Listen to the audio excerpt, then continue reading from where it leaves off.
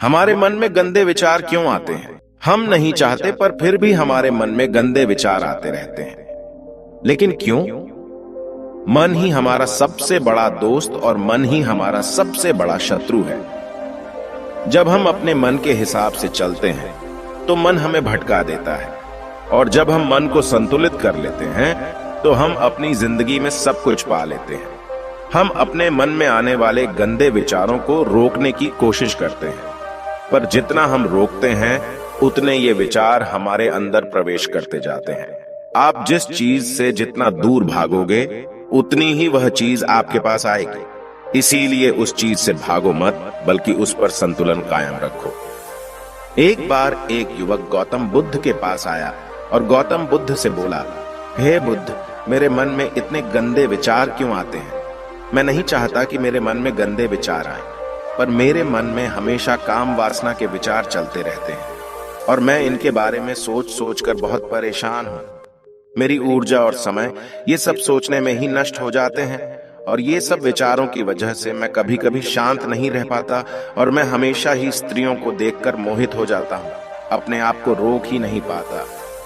बुद्ध मुस्कुराए और उन्होंने उस युवक से पूछा, क्या तुम्हें पता है कि यह काम वासना होती क्या है? फिर लड़के ने उत्तर दिया और कहा, बुद्ध, मुझे तो नहीं पता कि काम वासना होती क्या है, परंतु हां, ये जो भी है बहुत बुरी चीज है। फिर बुद्ध ने उस युवक से कहा, सबसे पहले तो तुम्हें यह समझना है कि प्राकृतिक रूप से जो भी चीज हमारे अंदर है वह बुरी नहीं है। हमारे जीवन में उसकी कुछ न कुछ जरूरत होती है। वासना कोई बुरी बात नहीं है, यह हमारे मन की एक भावना है जो हमें किसी न किसी चीज की कमी का एहसास करवाती है, और फिर हम उस चीज को पाने के लिए उस चीज की ओर आकर्षित हो जाते हैं। जैसे अगर तुम्हारे पास धन की कमी है तो तुम में धन पाने की वासना उत्पन्न हो जाएगी। इसका मतलब यह नहीं कि वासना बुरी है, बल्कि यह तो हमारे मन के एक प्रकार की जरूरत का एहसास है, और जब यह जरूरत शारीरिक हो तो हम इसे काम वासना कह देते हैं। युवक ने गौतम बुद्ध को कहा, बुद्ध, मुझे काम वासना का मतलब तो समझ में आ गया, पर आप मुझे यह बताइए कि यह आती कहां से है और कैसे आती है? गौतम बुद्ध ने कहा, काम वासना कहीं से आती नहीं है, यह तो हमारे अंदर ही होती है, और इसका होना तो जरूरी भी है, तभी तो मानव जाति का विस्तार होगा।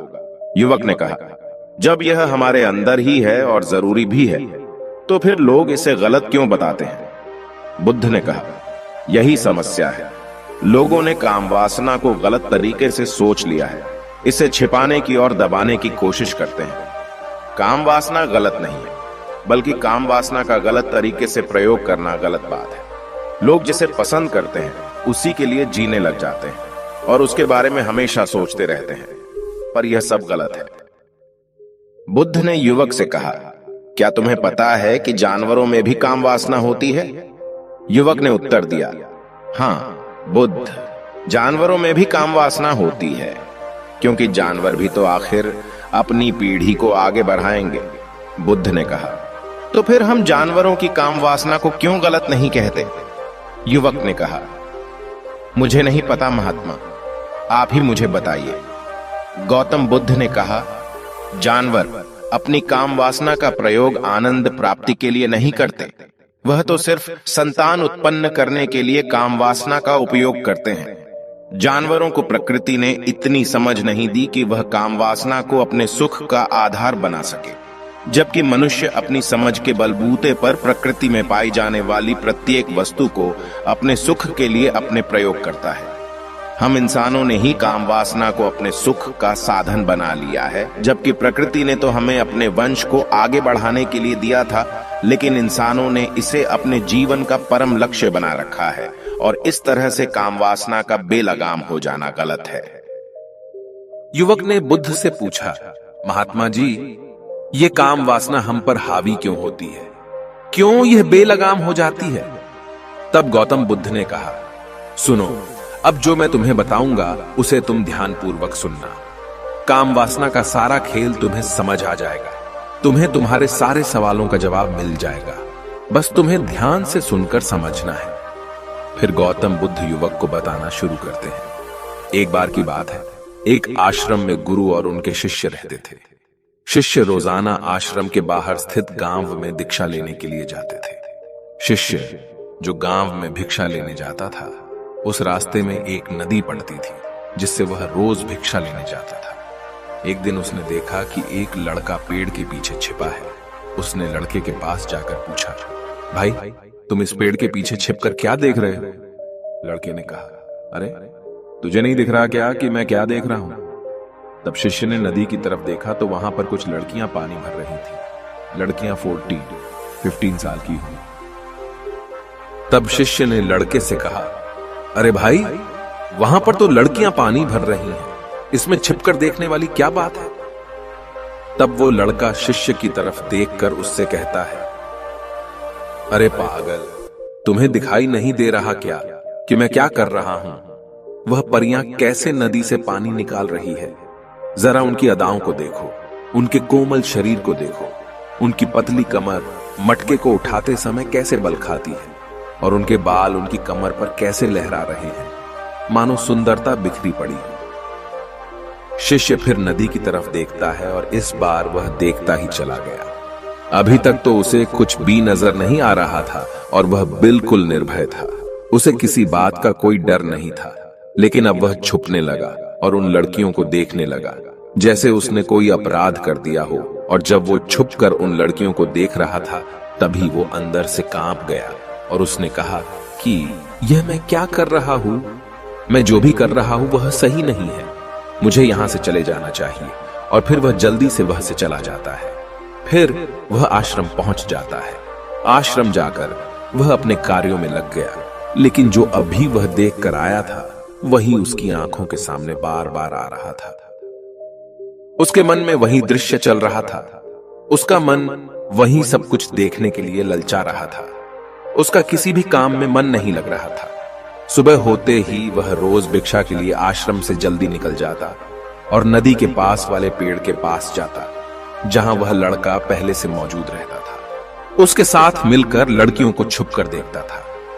अब वह रोज ऐसा करने लग गया। उसका मन अब किसी भी काम में नहीं लगता था। वह हमेशा किसी न किसी प्रकार के विचारों में उलझा रहता था। वह आश्रम के कार्यों को भी ठीक ढंग से नहीं कर पा रहा था। न वह ठीक से सो पाता था और न ठीक से खाना खा पाता था। उसका मन बेचैन सा रहता था। उसका मन बार बार उन लड़कियों के सौंदर्य को देखने के लिए ललचाता था। जब गुरु भिक्षा देते, तब भी उसका मन कहीं और विचारों में खोया रहता था। गुरु ने अपने शिष्य की इन हरकतों को देखा। तब एक दिन गुरु ने शिष्य को अपने पास बुलाया और कहा, आज से मैं भी तुम्हारे साथ भिक्षा मांगने चलूंगा। तुम और मैं साथ साथ भिक्षा मांगने चलेंगे। तभी शिष्य ने गुरु को मना करते हुए बोला, नहीं गुरुदेव, आप परेशान क्यों हो रहे हो? मैं अकेले ही ठीक से भिक्षा मांग सकता हूं। गुरु ने शिष्य से कहा, ठीक है, तुम अकेले ही भिक्षा मांगने जाओ। इसके बाद शिष्य भिक्षा मांगने निकल गया। शिष्य के जाने के बाद गुरु भी आश्रम से निकल गए और शिष्य का पीछा करने लगे कि वह कहां जाता है, किससे मिलता है। यह सब देखने के लिए उसके पीछे पीछे चलने लगे। थोड़ी दूर जाने के बाद गुरु ने देखा कि उनका शिष्य एक लड़के के साथ एक पेड़ के पीछे अपराधी की तरह छिपा हुआ है और छिपकर कुछ देख रहा है। गुरु भी अपने शिष्य के पीछे जाकर खड़े हो गए, यह देखने के लिए कि आखिर उनका शिष्य क्या देख रहा है, जिसके लिए वह पेड़ के पीछे अपराधियों की तरह छिपा पड़ा है। गुरु ने देखा कि उनका शिष्य पेड़ के पीछे छिपकर लड़कियों को देख रहा है जो नदी से पानी भर रही है। तभी गुरु ने शिष्य से कहा, क्या तुम लड़कियों से भी भिक्षा लोगे? गुरु की आवाज सुनकर शिष्य का मन घबराया और उसके पसीने छूटने लगे। वह थर थर कांप रहा था, जैसे किसी चोर को पकड़ते समय रंगे हाथों पकड़ लिया हो। उसकी हालत खराब हो गई। वह कुछ भी नहीं बोल पा रहा था। वह लड़का जो शिष्य के साथ था वहां से भाग गया, जिससे शिष्य और भी घबरा गया था। उसके मुंह से कुछ टूटे फूटे शब्द ही निकल रहे थे।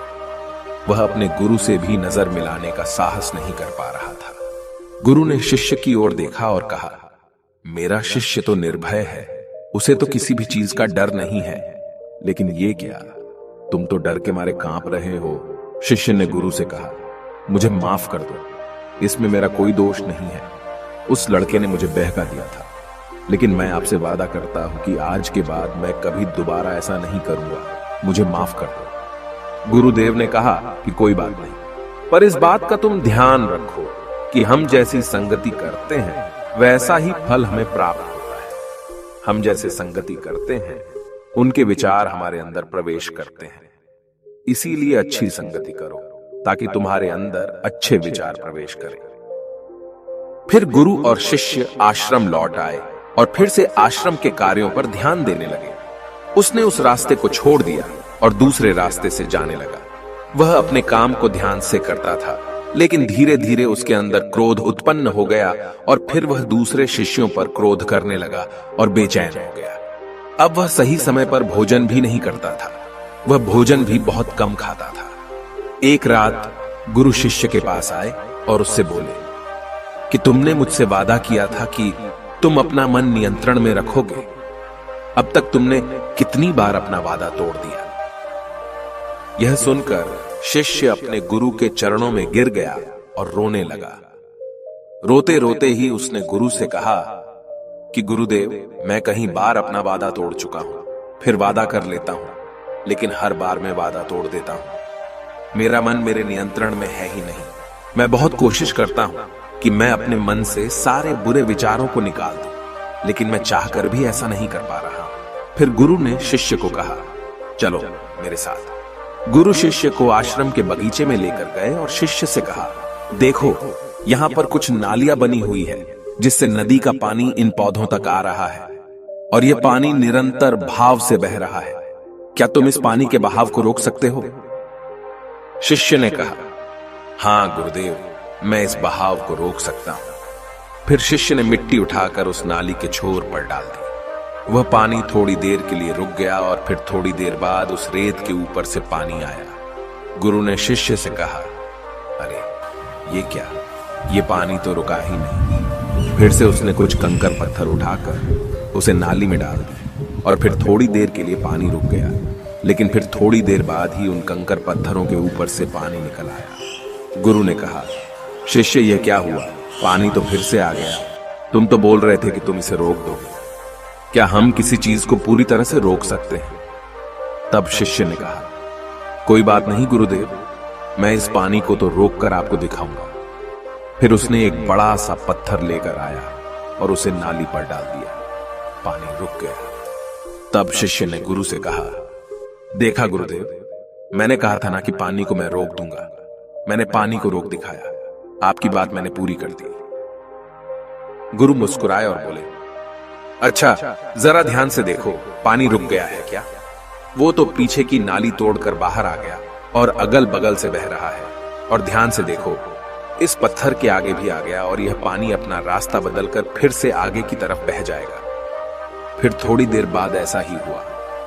फिर गुरु ने शिष्य को समझाया, तुम्हारे साथ भी तो ऐसा ही चल रहा है। तुम बार बार प्रयास कर रहे हो, बड़े से बड़ा प्रयास कर रहे हो, पर हर बार तुम्हारा प्रयास टूट रहा है और यह हमेशा टूटता ही रहेगा। यह पत्थर तुम्हारा प्रयास है और यह पानी तुम्हारे विचार। तुम कितना भी बड़ा पत्थर रख लो, लेकिन पानी तो अपना रास्ता बना ही लेगा।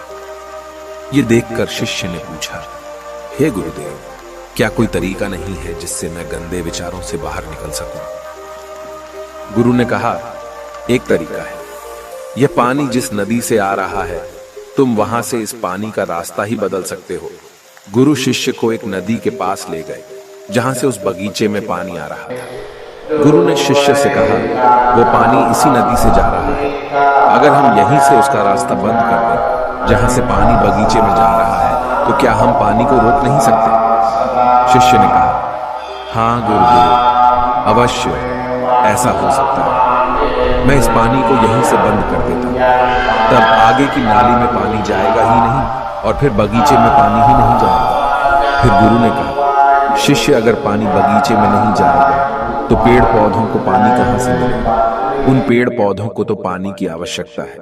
फिर शिष्य ने विचार किया और कहा, मेरे मन में तो यह बात आई ही नहीं, इस पानी का बगीचे में जाना जरूरी भी है। गुरु ने कहा, और उन पेड़ पौधों में कुछ ऐसे हैं जिनको रोज पानी की आवश्यकता है, वो तो मुरझाकर मर ही जाएंगे। पानी तो हमें खोलना ही होगा। शिष्य ने गुरु की बात सुनकर पानी का रास्ता खोल दिया।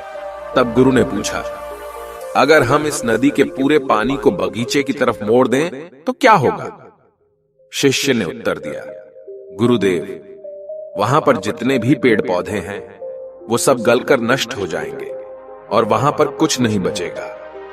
गुरु मुस्कुराए और बोले, तुम इस बात को समझो, हमें किसी भी चीज को रोकना नहीं है, बस हमेशा संतुलन बनाए रखना है। कम पानी से भी पौधे नष्ट होते हैं और ज्यादा पानी से भी पौधे नष्ट होते हैं। हमारा जीवन संतुलन से ही चलता है। गुरु ने शिष्य से कहा, अगर मैं तुम्हें कुछ कहूं कि तुम आम के बारे में मत सोचो तो तुम्हारे मन में सबसे पहले किसका चित्र आएगा? शिष्य ने बोला, गुरुदेव, मेरे मन में तो पहला चित्र आम का ही आएगा।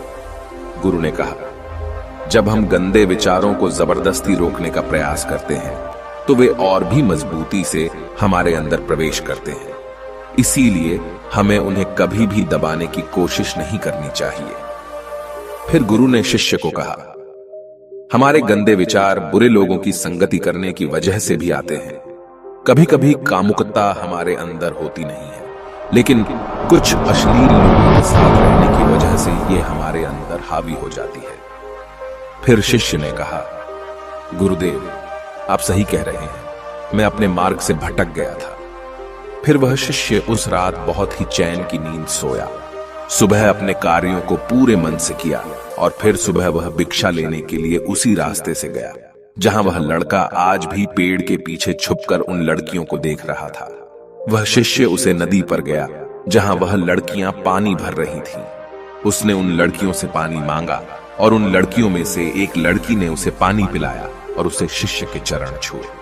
शिष्य ने उसे आशीर्वाद दिया कि तुम्हारा कल्याण हो, जिससे कि मानसिकता सकारात्मक ऊर्जा से भर जाए।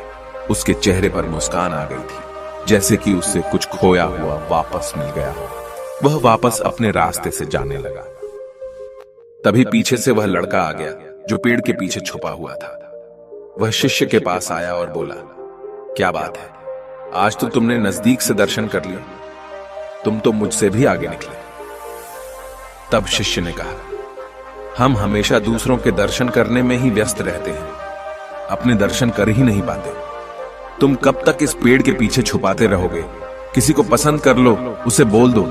अगर वो भी तुम्हें पसंद करती है तो शादी कर लो और उससे पहले तुम कुछ बन जाओ। अपने आप को पहचान लो, ऐसे अपना समय बर्बाद मत करो। फिर वह लड़का रोज उस शिष्य से मिलने लगा और उसने लड़के को नदी पर न जाने के लिए प्रेरित किया। और फिर वह लड़का अपने जीवन में कुछ बनने के लिए संघर्ष करने लगा। तो तुमने देखा कि संगति का असर क्या होता है। अपनी संगति बदलो, अपने विचार बदलो। गुरु ने शिष्य से पूछा, क्या तुम्हें अपने सभी सवालों का उत्तर मिल गया? तब शिष्य ने कहा, हाँ महात्मा जी, आपका धन्यवाद। तब गुरु ने शिष्य से कहा कि जब तुम्हारे मन में गंदे विचार आए तब तुम अपने आप को दोषी मत मानो। यह शरीर है और यह सब इसने हजारों वर्षों से सिखा है।